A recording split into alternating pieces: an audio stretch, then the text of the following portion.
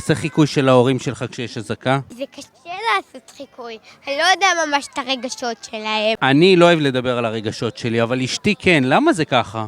אולי היא אוהבת לדבר על הרגשות, כי היא ממש אוהבת להיות במקלט. כמוני.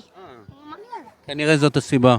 בטח. מה להגיד לאשתי כשהיא אומרת, בוא נדבר על רגשות, ואני לא יודע מה להגיד? לא לטעמי לדבר על הרגשות, כי אני פחות אוהב להיות במקלט. אולי. אני אלך עכשיו להגיד לה, שנייה, אני אנסה, אני חוזר אליך, בסדר? אוקיי. רגע, סליחה, אני פה.